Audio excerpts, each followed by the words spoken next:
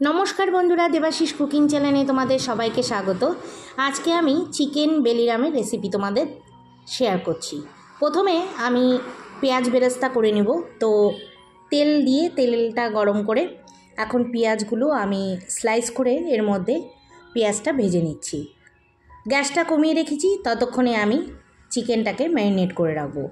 तो आमी चिकेनटा भालो करे वाश करे एर मध्य टक दई, हलुद गुঁড়ো, लंकार गुঁড়ো, जिरेर गुঁড়ো, धनेर गुঁড়ো दिए भालो करे एटाके 10 मिनिटेर मतो मैरिनेट करे रेखे देब।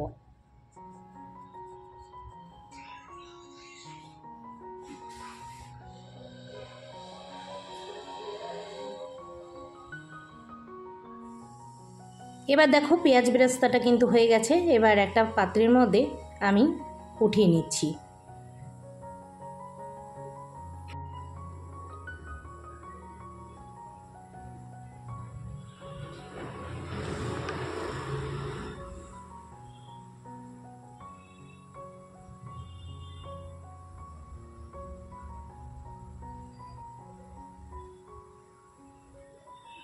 এবার আর একটা প্যানের মধ্যে আমি কিছুটা সরষের তেল দিলাম আর 1 চামচ ঘি দিয়ে দিলাম।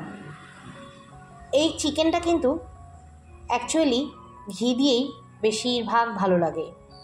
তো আমি কিছুটা সরষের তেল আর কিছুটা ঘি দিয়েছি।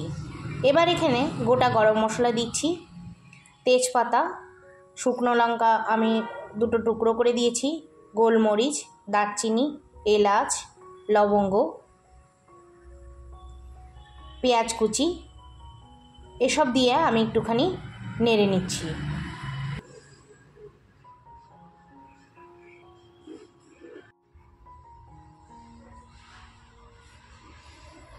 কিছুক্ষণ পর আমি একটুখানি কাশ্মীরি লঙ্কা গুলিয়ে জলের মধ্যে এবার এটা পেঁয়াজের মধ্যে দিয়ে দিলাম। এবার কিছুক্ষণ নেড়ে নেব।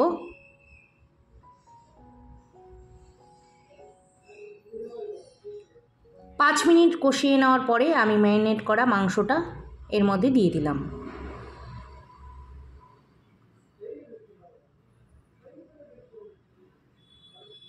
নেড়ে নেওয়ার পর কিছুক্ষণ আমি ঢেকে দিলাম। 10 মিনিট পরে ঢাকনাটা উঠিয়ে দিয়ে এর মধ্যে আদা রসুন বাটা আমি দিয়ে দিচ্ছি।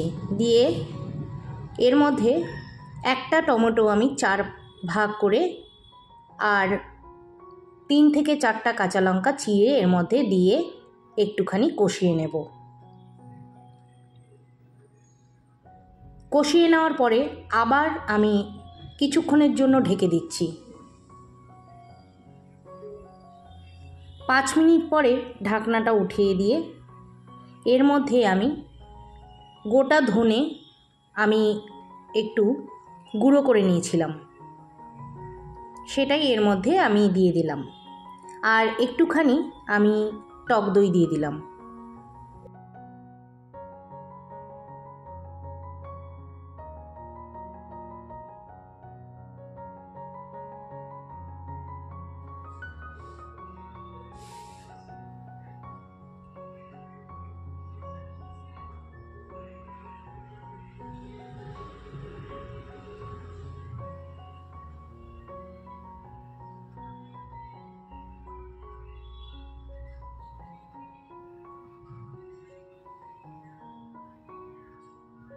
এবার এর মধ্যে আমি পেঁয়াজ বেরেস্তাটাও দিয়ে দিলাম।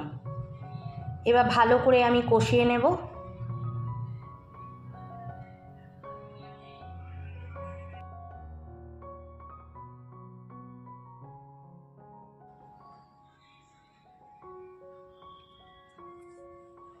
আমি এর মধ্যে কাসুরি মেথি দিয়ে দিচ্ছি আর বাকি যে ধনে গুঁড়োটা রেখেছিলাম সেটাও আমি এখানে দিয়ে দিলাম। আর ধনে গুঁড়োটাকে কিন্তু আমি একটু মোটা করে পাউডার বানিয়েছিলাম। এবার নেড়ে চেড়ে নিচ্ছি।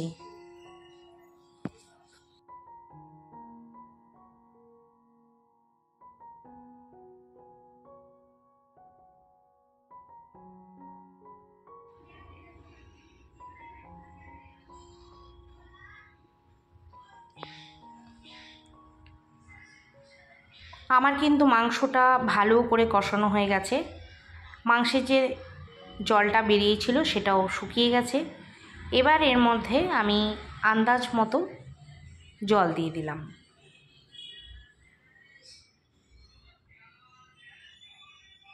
আর এই মাংসটা কিন্তু কষাই ভালো লাগবে বেশিরভাগ, ঝোল কিন্তু একদমই ভাল লাগবে না, তার জন্য আমি অল্প একটু জল দিয়েছি আন্দাজ মতো।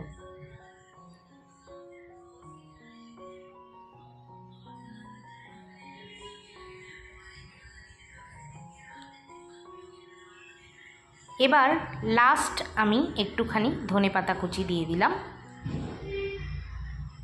একটুখানি নেড়ে চেড়ে একটা পাত্রে আমি নামিয়ে নিলাম। আশা করি রেসিপিটা তোমাদের ভালো লাগবে। যদি ভালো লেগে থাকে রোজকারের মতো কমেন্ট করতে ভুলো না, লাইক করে দিও, শেয়ার করে দিও আর সাবস্ক্রাইব করে আমার পাশে থেকো। যারা এখন পর্যন্ত আমার চ্যানেলটাকে সাবস্ক্রাইব করোনি তাদের কাছে অনুরোধ রইল সাবস্ক্রাইব করার জন্য। ততক্ষণে তোমরা ভালো থাকো, সুস্থ থাকো, বাই।